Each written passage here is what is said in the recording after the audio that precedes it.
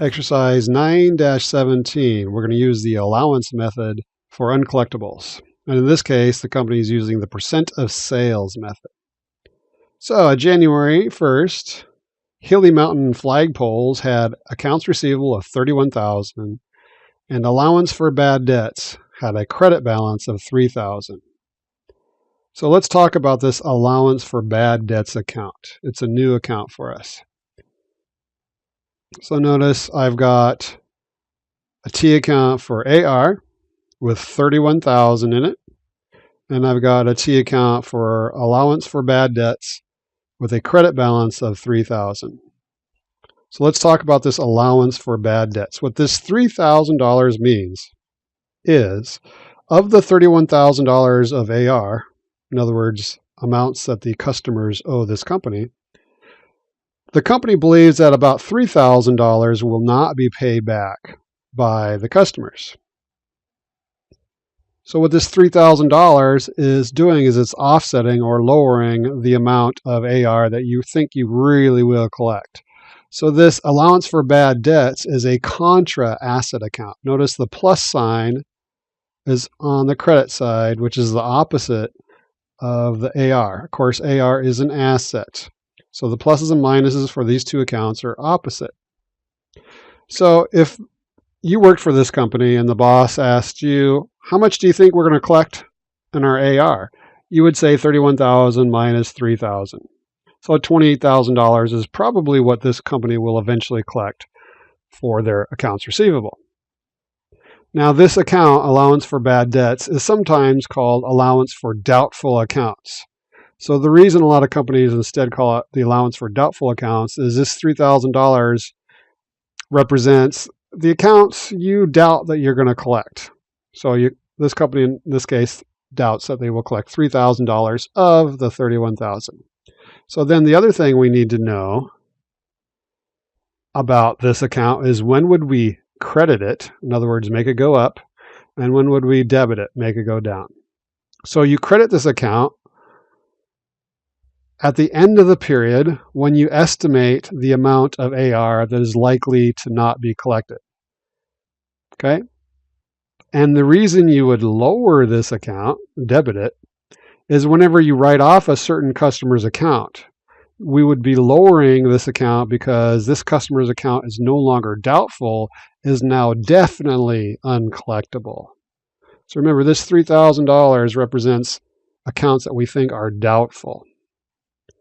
Now, another question that comes up from students at this point was, well, heck, how do they estimate this $3,000? Well, there's three ways. There's a percentage of sales method, which just means at the end of the year, they take a percentage that has historically been accurate for their company. And in this problem, by the way, we're going to be using 4%.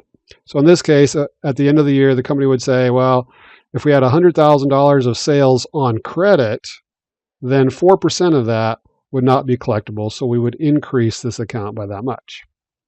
Two other common ways to estimate this $3,000 is one is called the percent of receivables. So if you had AR of $200,000, you might say about 8% of that is not collectible. So that 8% would be put in this account. And then the aging of receivables method is probably more accurate than the percentage of receivables. What you're doing in the aging of receivables method is any account that is recent. In other words, if someone buys something from you on account recently, they will probably pay you back. So you would calculate that as maybe 99.9% chance that they will pay back anything that is been bought from you on account in the last 30 days. Now, what if you have an account that's been on your books for 2 years, and the customers refuse to pay you for 2 years? Well, the likelihood of that person paying you back is really low. So anything that would be maybe over a year, you would consider maybe perhaps 95% chance you would not collect it. So those are the three basic ways to estimate uncollectible. So in this problem, we're going to be using percentage of sales method. And when it says percentage of sales, they mean the percentage of sales on account. Obviously, if they had all cash sales, there's no AR. So you would not want to involve cash sales when calculating how much you think will not be paid back. So the next question that students often come up with is, well, how did this $3,000 get in there already at the beginning of this problem? Well, I will show you. So here we have the journal, and I just made up these numbers. Notice 2 years ago, the company has debited bad debts expense and credited allowance for bad debts for $1,000 each. And then a year later, which would be 1 year ago, they did the same, but it was $2,000. So this allowance for bad debts had a $1,000 credit, and then the next year they added $2 more thousand. So this, add those two up, and that gives you the 3,000. Well, how did they come up with this 1,000? Well, this company in this problem, they estimate that 4% of their sales are uncollectible. So I just made up these numbers again. So I assume that they had $25,000 of sales times 4%. So they're assuming, no, these are sales. By the way, this 25,000 is sales on account. So they had $25,000 of sales on account. Multiply that by the 4% that they believe will not be paid back, and that gives us $1,000. And then the next year, which was 1 year ago, they had $50,000 of accounts receivable sales. I should say sales on account. Multiply by 4%, that gives us $2,000. So now don't be looking for these numbers in the problem. I'm just giving you an example of how this $3,000 might have popped up. And so at the end of every year, the company is going to calculate 4% times their sales on account, and then that would increase this allowance for bad debts account. Now, obviously, if a customer refused to pay them off and you write them off, we would have to be lowering this account. So in the example I've given you, we're assuming that no one has actually been written off, which is not very realistic. So a key to understand about this problem is that the prior year, at the end of the prior year, the company has already estimated bad debts expense. So they're kind of saying that in the future, we think about $2,000 more of the AR will not be paid back and will be considered a bad debt expense. Okay, so let's get to this problem now. Requirement 1, journalize Hilly's, so that's the name of the company, Hilly Mountain Flagpoles, that occurred during the year. The company uses the allowance method. Of course, record debits first, then credits, select an explanation. So they had sales that totaled $174,000. Of the sales, $157,000 was on account, so that's accounts receivable. $157,000. $17,000 was paid to them in cash. And then the rest, the $174,000, is considered sales revenue. And let's see what the explanation is. Record sales for the year. And they're going to assume that we're just going to ignore cost of goods sold to keep this example simple. Now, if you wanted to see all the transactions, you could click up here to see all three transactions, but that data will be represented like this data here is also displayed right here. So we don't have to have that window open. Okay, next transaction, collections on account, $131,000. So what this means is of this AR that we had, $131,000 is paid off. So that means we receive cash, $131,000. And that means the credit's $131,000. So accounts receivable has to go down. And of course, AR is an asset, and assets go down with a credit. Collected cash on account. All right. Another journal transaction. We're going to write off some AR as uncollectible, $2,200 worth. So what this means is we've called some customers and said, look, you owe us this money. And we've sent them letters and we keep trying, but they're refusing to pay us. So we eventually have to write them off because that AR, which is an asset on our books, is no longer an asset, because if they're not going to pay us off, it can't be an asset anymore because an asset has a future value. So we have to lower these AR accounts for either these customers or this customer. It doesn't tell us if it's one customer or multiple customers. So this is a bad debt. Now, what a lot of students are going to try to do is they're going to try to use the bad debts expense for this transaction, but we can't, and here's why. Remember, at the end of the previous year, we've already estimated future bad debts expense. So we've recorded some bad debts expense, and we've done it at the end of both previous years. So what do we debit? Well, remember, this allowance for bad debts account, we credit it when we are at the end of the year when we're estimating how much will not be collectible, but we debit it whenever we are writing off a certain customer's account. Why are we lowering it? Because this customer's account is no longer doubtful. Remember, this $3,000 represents the doubtful accounts. Whoever we're writing off is now definitely uncollectible, so we have to get that off of our books. So we're going to debit allowance for bad debts. And this is writing off uncollectible accounts. Now, post Hilly's transactions to the AR and allowance for bad debts account. Enter the beginning balances and the journal entries. So let's do this part first. Enter the beginning balances. The beginning balances are up here. So they had AR of $31,000. So this $31,000, which side do we put the $31,000? We have to put on the positive side, which is the debit side, since AR is an asset. So that's our January 1st balance. And then we've got allowance for bad debts has a credit balance of $3,000. And that was our January 1 balance. So what I've basically done is just recreated these two T accounts I had put in Excel. All right, so I said enter the beginning balance. We've done that. And then we're going to post the journal entry. So we're going to go back up to the top. So let's do AR first. We're going to go back up to the top of our journal transactions. We've got 3 of them. Let's find AR. So here AR is being debited for $157,000. And why was it debited? Because we made sales on account. So paste that on the left side. And these are net credit sales.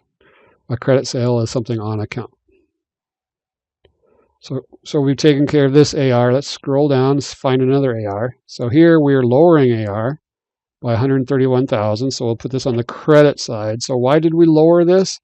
Because customers were paying us off. In other words, we collected from our customers. So $131,000 on the credit side for collections. So we've taken care of this AR. Let's find another AR. So we've got AR going down again by $2,200. Why? Because we're writing off some uncollectible receivables. So we've said we're tired of calling these people because they're never going to pay us off. So we're going to write off this AR as uncollectible. So that's a write-off.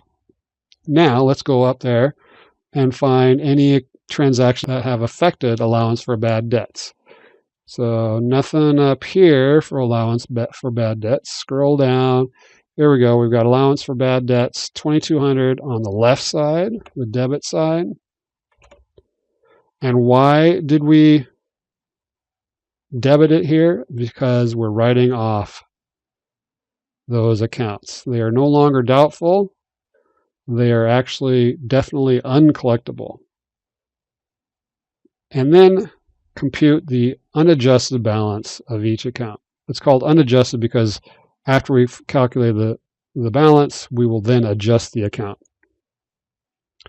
So let's figure out what our balance is in AR. We've got 31,000 plus 157,000 minus 131,000 minus 2,200 gives us a balance of 54,800.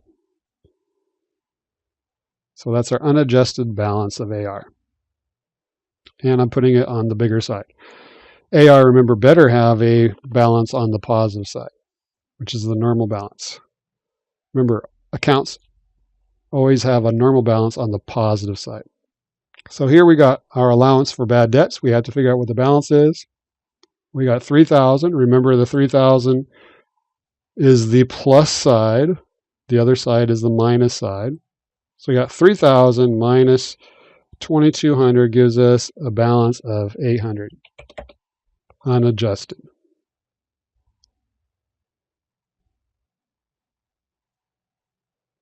Now, journalize Hilly's adjustment to record bad debt expense, assuming Hilly estimates bad debts as 4% of credit sales. So remember the previous years, I just created these fictitious transactions to give you an example of how that $3,000 existed, or why the $3,000 existed in the allowance for bad debts account.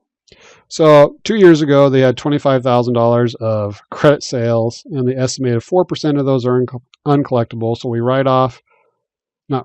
we record bad debts expense, and then we increase the allowance for bad debts account because we think in that year, $1,000 more of AR will not be collected. So we're doing the same thing as we've done here, but this year we're using this year's sales on account. So how much sales did we make on account? Right here, 157,000. You also know, because it says we had sales on account of 157,000 right here. So we're going to take 157,000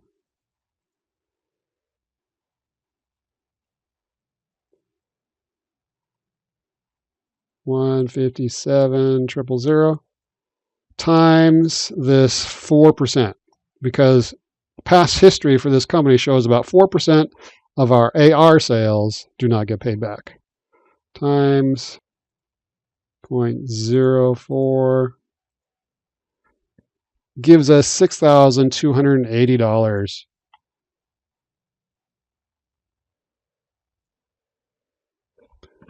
of accounts receivable, additional accounts receivable that we think will not be paid off. So we're going to record that as bad debts expense, because we think in the future, $6,280 of the $157,000 of net credit sales will not be paid back. So this is the allowance for bad debts account.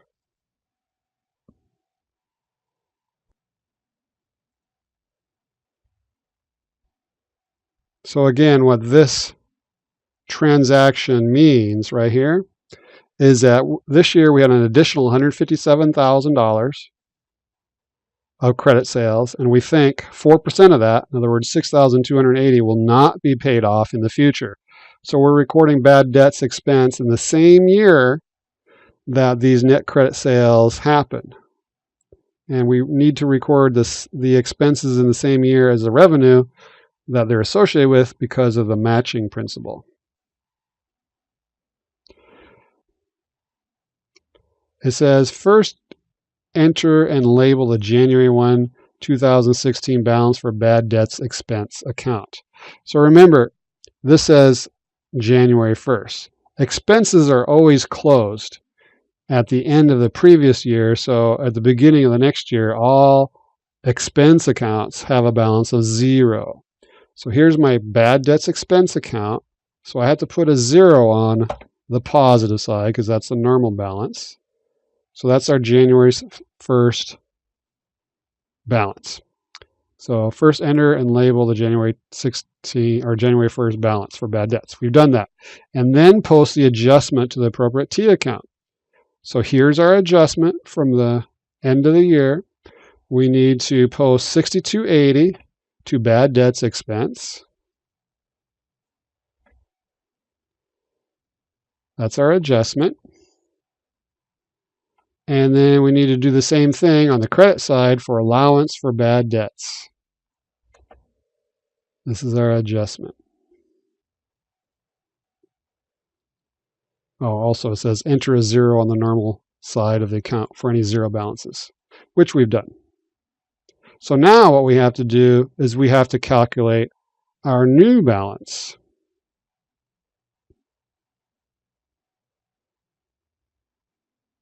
Before we calculate our new balances, I do want to talk about why I added this 6280 instead of having it be the prior balance or have it be the new balance. So this $3,000 represented the amounts from previous years' sales on account. And this number here, 6280, represents this year's sales on account that we think we cannot collect. Therefore, we have to add this to the prior balance, which is actually now $800 adjusted. So that is why I've added this instead of making it the balance. And you will see in the next problem that we do it differently. So our new balance for allowance for bad debts is going to be 6280 plus 800. So that's 7080.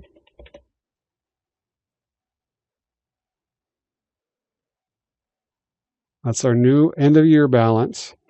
AR, we had an unadjusted balance. We did not affect it, so we still have 54,800. And their bad debts expense is 6280 as of the end of the year.